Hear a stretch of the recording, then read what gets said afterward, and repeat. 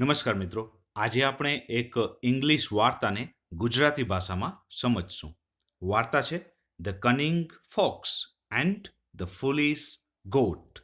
એક લુચ્ચું શિયાળ અને એક મૂર્ખ બકરી. કનિંગ ફોક્સ એટલે લુચ્ચું શિયાળ અને ફૂલિશ ગોટ એટલે મૂર્ખ બકરી.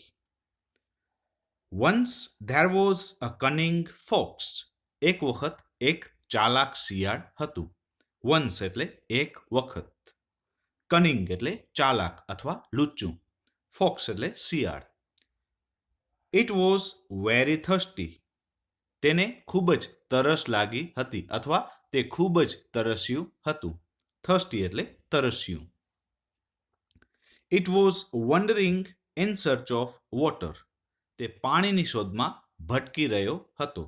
ઇટ વોઝ વન્ડરિંગ એટલે તે ભટકી રહ્યો હતો અથવા તો તે રખડતો હતો. વન્ડર એટલે ભટકવું અથવા રખડવું.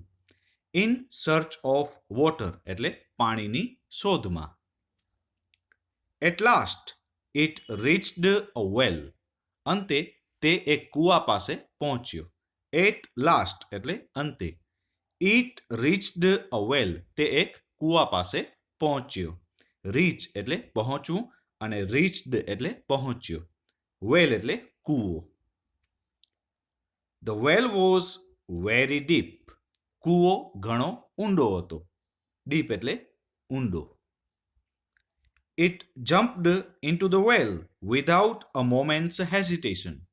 તે એક ક્ષણની પણ ખચકાટ અથવા તો આનાકાની કર્યા વિના કૂવામાં કૂદી પડ્યો.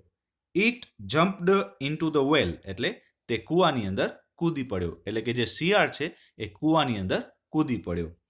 વિધાઉટ અ મોમેન્ટ્સ હેઝિટેશન એક પણ ક્ષણની ખચકાટ અથવા આનાકાની કર્યા વિના.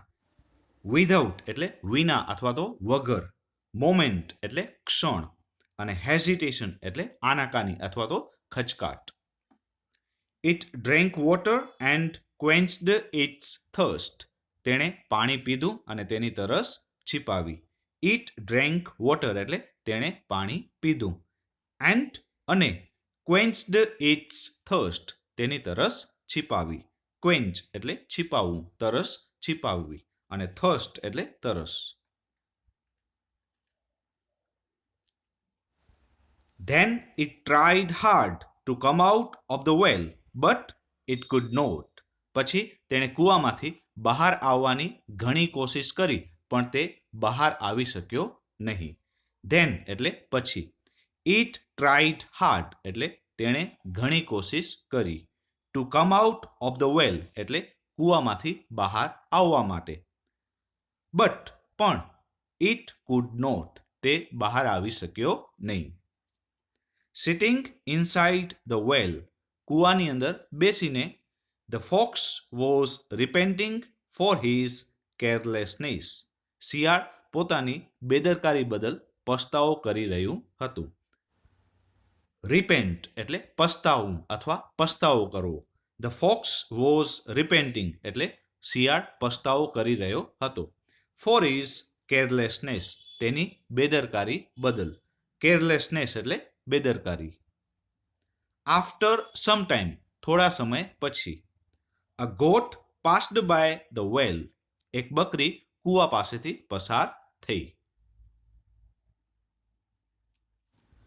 Van the goat saw the fox inside. જ્યારે બકરીએ શિયાળને અંદર જોયો ત્યારે. હી થોટ ધેટ તેણે વિચાર્યું કે the fox had entered into the well to drink water. શિયાળ પાણી પીવા માટે કૂવાની અંદર ચાલ્યું ગયું છે. The fox had entered into the well એટલે શિયાળ કૂવાની અંદર ચાલ્યું ગયું છે. ટુ ડ્રિંક વોટર પાણી પીવા માટે. The goat asked the fox loudly. બકરીએ શિયાળને જોરથી પૂછ્યું. આસ્ક્ડ લાઉડલી એટલે જોરથી પૂછ્યું. How is the water of the well. કૂવાનું પાણી કેવું છે? Is it sweet. શું તે મીઠું છે? The fox at once understood that the goat was a fool. શિયાળ તરત જ સમજી ગયો કે બકરી મૂર્ખ છે. ધ ફોક્સ એટલે શિયાળ. એટ વન્સ એટલે તરત જ. અન્ડરસ્ટુડ ધેટ એટલે સમજી ગયો કે. ધ ગોટ વોઝ અ ફૂલ. બકરી મૂર્ખ છે. ફૂલ એટલે મૂર્ખ. સો હી રિપ્લાઇડ. તેથી તેણે જવાબ આપ્યો એટલે કે તેથી શિયાળે જવાબ આપ્યો. યસ યસ, હા હા. Water is very sweet. પાણી બહુ જ મીઠું છે. I have come here to drink water. હું અહીં પાણી પીવા માટે આવ્યો છું. Why don't you come down and taste it. તમે નીચે આવીને તેનો સ્વાદ કેમ નથી લેતા? Believing the fox words. શિયાળની વાત માનીને અથવા તો શિયાળની વાત પર વિશ્વાસ મૂકીને. બિલીવ એટલે વિશ્વાસ કરવો અથવા તો ભરોસો કરવો. બિલીવિંગ ધ ફોક્સ વર્ડ્સ એટલે શિયાળની વાત માનીને. The goat at once jumped into the well. બકરી તરત જ કૂવામાં કૂદી પડી. The goat at once. બકરી તરત જ. ગોટ એટલે બકરી. એટ વન્સ એટલે તરત જ. Jumped into the well. કૂવાની અંદર કૂદી પડી. When the goat dropped near the fox. જ્યારે બકરી શિયાળની નજીક પડી ત્યારે. The fox swiftly climbed up on his back.